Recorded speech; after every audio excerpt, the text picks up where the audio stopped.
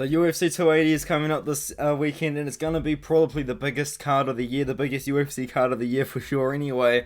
And I'm just letting you guys know there is more MMA than just UFC 280. So if you're watching UFC 280 on the Saturday night, there's fights to watch on the Friday night, and there's LFA, there's one championship times two, which I think is important to know, and then RIZIN as well if you're looking into the Japanese MMA scene. But I'm going to start with LFA 145, will be taking place on UFC Fight Pass. So if you've got UFC Fight Pass, you can watch this live. I love RIZIN, I think it's great. And it's also worth noting that this is a fight card in the United States, which is interesting because Marcos Costa, I believe, to my knowledge, was just headlining a LFA card earlier in the year against Italo Gomez in Brazil. So he's coming over to USA, and the reason for that is he was in the Joanderson Brito's corner. So it makes sense that he's going to get a fight in a week after Joanderson Brito just did his fight. And Marcos Costa versus William Starks. William Starks is a pretty good up-and-coming prospect from USA. But I'm going to pick Marcos Costa here. There's a pretty bad look losing to Italo Gomez, because Italo Gomez did take that fight on literally like 2 weeks notice, because his original opponent was the guy that fought Mateus Rebecca on Dana White's Contender Series, and he kind of abandoned Marcos Costa to fight on Dana White's Contender Series. Marcos Costa, 26 years old, definitely a little bit more improvement to go, as was proven in the Italo Gomez fight.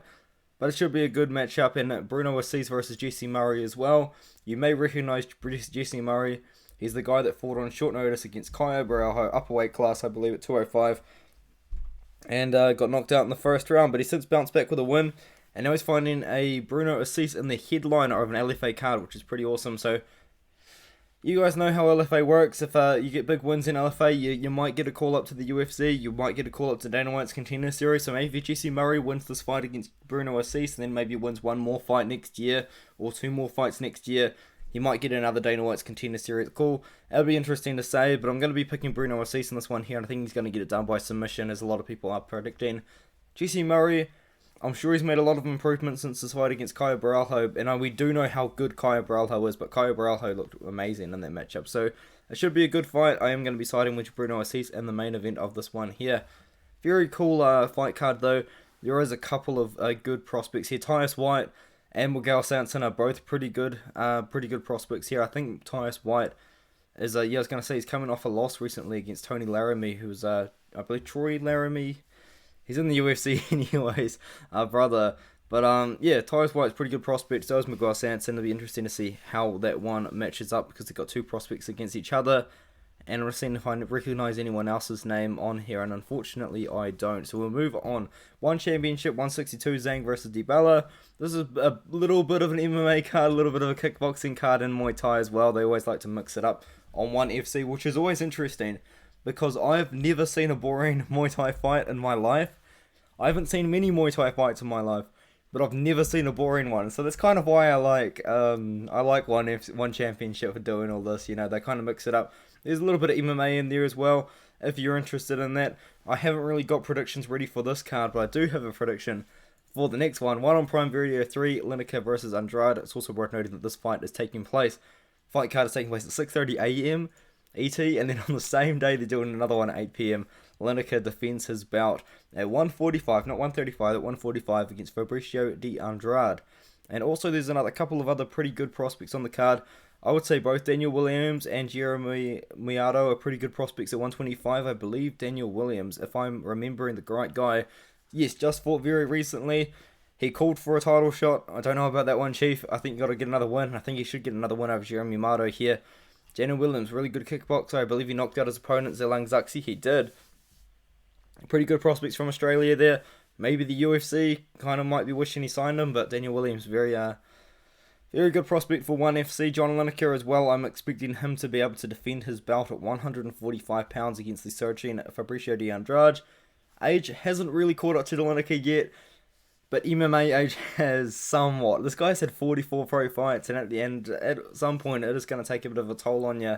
So now he's fighting at 145 against Fabricio de Andrade here. A guy who beat Wonel Kwon, actually, who I believe I recognize his name from maybe the Road to UFC series. I don't know. But yeah, Fabricio de Andrade has been fighting good competition for a while now. He's definitely earned the shot, but I am going to pick Lineker. He's just too proven, man. He had a great UFC run. Underappreciated UFC run, in my opinion. beat Muin Gafarov, who should be signed to the UFC after he's had a couple of great wins, I believe, under the LFA banner. And he was robbed against Chad Anhaliger on a Dana White's Contender Series. And he's gone on a bit of a win streak there. I believe he should get a win. And that matchup there, Shamil Gasimov versus Jaewon Kim as well, should be a very interesting one. But I think Gasimov will win that one there. Potentially either of these two guys the UFC might be wishing they signed, especially Jaewon Kim, considering the fact that there's a fight card potentially taking place in South Korea next year. But we move on. RIZIN 39. Japanese MMA, kind of, like, not necessarily making a comeback, but it's definitely been more recognized again. You know, Japanese MMA at one point was a big thing, and then it's kind of not, I guess you could say. But it's definitely coming back. I feel like Tatsuro Taira is really leading a charge for Japanese fighters to get signed to the UFC. Road to UFC is encouraging a lot of Japanese fighters to come to the UFC. And I think it's great. I think it's really cool. There's a couple of very experienced fighters on the main event, but the guy that I'm looking forward to watching is Tsuyoshi Sudario. This guy's a former sumo wrestler. I believe he used to weigh like 370 pounds or something like that. He lost 110 pounds to compete in MMA, and now he's taking on the undefeated Janos Kioskas, which is going to be a tough matchup for him. But Janos, man, he hasn't fought good competition like at all, so I think that maybe Tsuyoshi should be able to get a good win here. Like, he's been fighting good guys, you know. In fact, I believe, I was going to say, I think he fought very early on into his career, a guy with over 100 fights, and that is true, which is awesome. I'm going to be picking, Sudario to win this matchup here. It's a weird one, though. It is a weird one, but I like Tsuyoshi as a prospect, as a heavyweight Japanese prospect. There's not many of them around, man. But, Junturu Ushikyu versus Kiba Kuike Herbst. I apologize for saying their names wrong there. It's a great fight. Both guys, you know, just beating guys at RIZIN, really. I got a lot of guys at RIZIN have weird records. They just do. They're very deceiving. Kuike Herbst seems to be the favorite. I'm not going to lie. I didn't look into that fight because I'm really looking into Tsuyoshi Sudario in the co-main event. Another guy you should maybe keep your eye on the show, Patrick Usami. This guy fought Won Il Kim. Yeah, Won Il Kim, just the guy that I was talking about before, on very short notice, like 3 days notice. Wait, what? No, sorry, he was meant to fight Anshul Jubbly and then he pulled out. I got the wrong idea. Man, I'm such an idiot sometimes. But yeah, the point is, Joe Patrick Asami, he was meant to be on the road to UFC. I didn't think he was going to do very well, so it's really for the best that he's not fighting on the road to UFC. Zach Zane fights in yet another promotion. Again, like, he's fought in Eagle FC, he's fought in Dana White's Contender Series, Titan FC, LFA, like, you name it, this guy's fighting and losing. Hopefully he's getting paid, though. Like, you know, like, he's used to pad his Lamamedov's record. He fought Luis Pena for Titan FC. I mean, he fought Luke Rudzabov for Eagle FC as well. Like, he's fighting everyone. He even beat Steven Styler, a former UFC fighter. Nainoa Dung. He took the O of Nainoa Dung, who's a Bellator prospector right now. I mean, this guy fights literally everyone, man. Justin Gonzalez as well. He padded his record a little bit on the Contender Series. Madness, man. It's kind of crazy, the career that Zach Zane's had. He goes all around the world and just fights anyone, anywhere. I respect him, to be honest. I think it's great. Daichi Abe should get a KO over Yukinari Tamura. Yukinari Tamura's like 41 years old. Daichi Abe, one of the better welterweights on the RIZIN's roster right now. And apart from that, I don't really recognize anyone else on the card, so I think it should be good. I just made this video to let you guys know that there's more fight cards on than UFC 280.